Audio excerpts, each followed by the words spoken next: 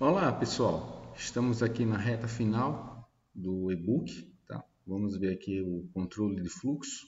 Então esse controle de fluxo aqui, vamos ver aqui as instruções if, else, né? Vamos ver aqui. Aqui é o protótipo dele, ou seja, como é que ele está estruturado, né? O if, a condição, then, e vem as instruções, pode ter o else if, tá? E encadear aqui as instruções de forma que você possa tomar decisões, tá?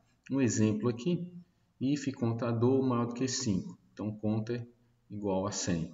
Lembre-se sempre de colocar o dos pontos igual, tá? É a forma que ele faz a atribuição.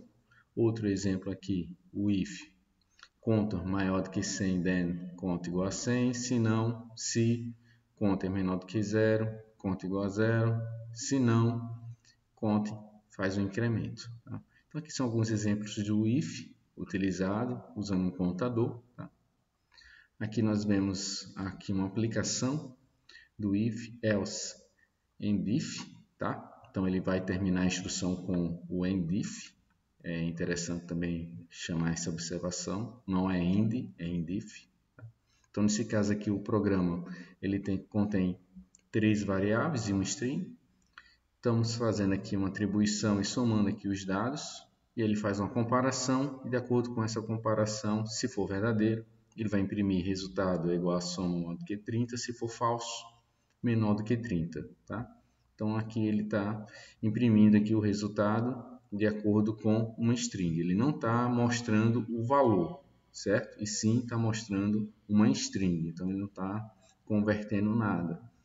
Estou chamando essa observação porque aqui no e-book tem uma instrução para se converter uma string em número, tá? Ou um número em string.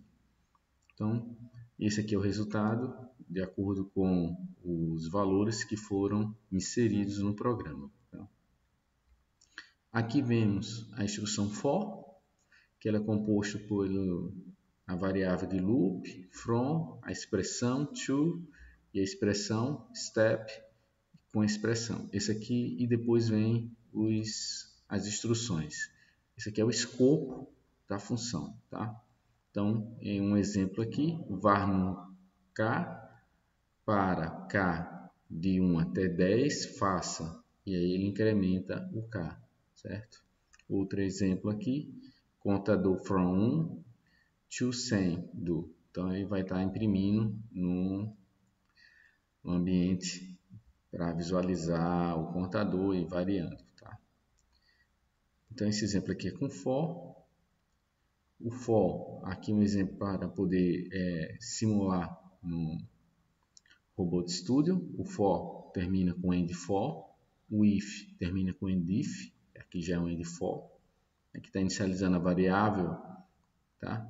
K, depois a soma 0 e depois ele faz aqui uma soma, certo? Depois ele imprime esses valores. Então ele está somando, começando de 0, K incrementando, então ele vai fazer uma somatória de 1 até 100, tá? Vamos ver também aqui que também temos o for, o end for usando step, ou seja, ele vai estar passando o passo. E aí eu quero chamar a observação aqui no uso da função val to str. Então ele faz aqui uma conversão de string nesse caso, ou seja, ele vai transformar de valor numérico em uma string. Se vocês quiserem utilizar isso aqui, essa instrução, então ele só faz uma atribuição. Por exemplo, aqui ele colocou até um exemplo: tpwrite valor dos pontos igual val to str variável, tá? Então aqui ele está convertendo essa variável numa string para poder imprimir junto com a função tpwrite, certo? Temos também a instrução while.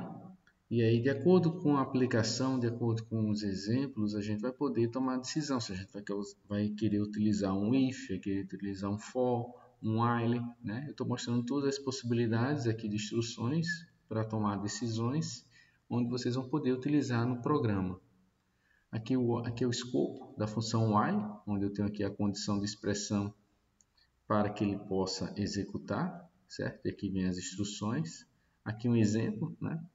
Var num soma, var num k igual a 0, enquanto soma for menor do que 100, faça. Então ele vai estar somando, e aí se essa soma for menor do que 100, ele continua sendo verdadeiro e vai executar esse while. Caso não, ele vai sair do looping aqui, né?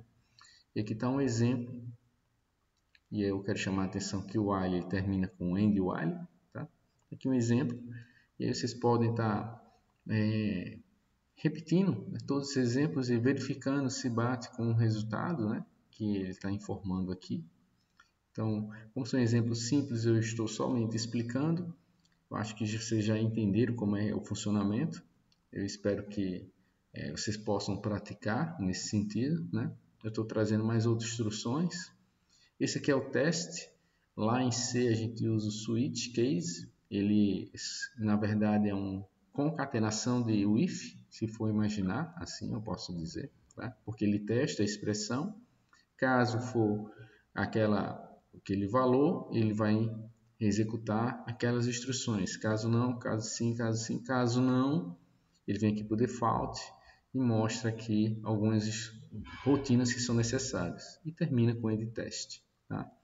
Então, por exemplo, aqui ele está testando o reg1 se é verdadeiro, se for ele ou se não for 1, qual o valor que está no reg1, né, no seu conteúdo. Se for 1, 2, 3, ele faz a rotina 1. Se não, ele vai a rotina 4, e assim, se for 4, vai ser a rotina 2, né? E se não for, escolha errada, ou seja, vai depender do conteúdo que está nesse registrador, ele vai estar executando a rotina específica ou vai estar informando para o usuário e vai parar, sair daqui desse teste, que é a mesma coisa do switch case lá em C, tá? Então, está aqui um exemplo. Então, por exemplo, ele vai... Aqui eu estou usando uma variável persistente, né? O programa, o A3, ou seja, declarando como variável global. E aqui eu pergunto e questiona, né, no programa qual é o valor que está aqui. Nesse caso, eu já inicializei com 3, então ele vai estar verificando que é 3 e vai estar executando essa instrução aqui, execução do programa 3. Caso eu modifique, ele vai estar tendo 3 opções. Se não for nenhuma dessas 3, ele vai aqui para o número do programa errado, default, tá? Então, de acordo com a instrução que eu modificar lá, ele vai estar mostrando aqui, executando a subrotina que eu desejar. E aí a gente vem aqui, só para relembrar, né? A gente já utilizou aqui o MoveC, o MoveL, o MoveJ. Então são instruções que a gente vai estar verificando que o MoveL ela é um movimento linear, onde aqui vem a velocidade, aqui a zona e aqui a ferramenta, tá? Então, se a gente for compor aqui pela posição, onde é que a gente vai ter a posição, a orientação, a rotação, assim por diante, a gente vai verificar que V1000 descreve a velocidade em milímetro, Z30 é a zona, com aproximação de 30 milímetros, e TU2 é a ferramenta, tá? Então, se a gente tiver nesse caso aqui, por exemplo, ele está dizendo que o ponto vai ser armazenado no asterisco, tá? Esse movimento ele vai levar a 5 segundos, se eu definir aqui a instrução com T, então ele está definindo com 5 segundos. A zona vai ser fine, ou seja, ele vai passar pelo ponto, e a ferramenta é o grip 3. Tá? E aí eu quero destacar a zona, porque a zona, quando ele é fine, ele passa no ponto específico. Tá? Caso não seja, ele vai ter uma aproximação. Então, por exemplo, se for V50, então ele tem uma aproximação de 50 milímetros. Se for V100, 100 milímetros. Se for V500, vai ser 500 milímetros. Então ele não vai se preocupar no algoritmo de chegar até o ponto que eu estou dizendo que ele vai passar. Ele vai chegar a uma aproximação, né? Então, quando eu coloco a zona, o algoritmo se torna mais, digamos, simples de alcançar, porque ele não tem que passar exatamente nesse ponto.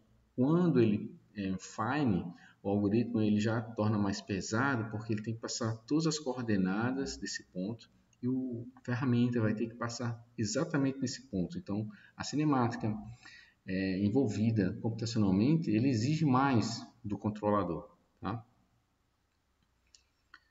O MoveC já é um movimento circular, que aí ele precisa de 2 pontos para poder fazer a trajetória, certo? E o MoveJ é o movimento joint, tá? Onde ele pode chegar a esse caminho sem precisar ser chegar exatamente à posição de destino. A gente chama de movimento livre, tá? Então, o movimento linear é quando eu estou aproximando a uma peça, e o movimento joint é move J, né? Quando eu estou querendo fazer um movimento livre, que eu não me preocupo se tem obstáculo, por exemplo, tá? Então, gente, com essas instruções a gente termina aqui o e-book. Aqui já são as referências bibliográficas. Eu espero que esse curso sirva de introdução à linguagem rápida, à robótica industrial, que vocês tenham adquirido bastante conhecimento e não pare por aqui, né? Porque se tornar um robotista realmente exige que vocês continuem estudando, aprendendo outras linguagens, né? Aprendendo mais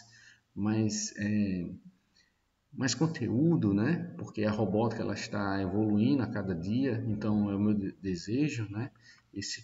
Que isso aqui seja uma introdução para que vocês possam aprofundar cada vez mais, estudar cada vez mais e enfrentem essa carreira de robotistas ou enfrentem essa carreira mesmo, porque acreditem, né, que todos nós somos capazes e assim por diante. Então essa é a minha mensagem. Espero que vocês tenham gostado. Eu pretendo postar mais vídeos, né? Apesar de ter acabado já o e-book aqui. Eu fiz para vocês, não vi nenhum material, então meu intuito era desenvolver um material didático, né, que facilitasse o aprendizagem. Eu espero que tenha conseguido, fiz tudo se dedicando, então espero que tenha ajudado pelo menos alguns aí a sair dessa região de inércia e consiga aí continuar os estudos, tá? Obrigado a todos e vamos lá.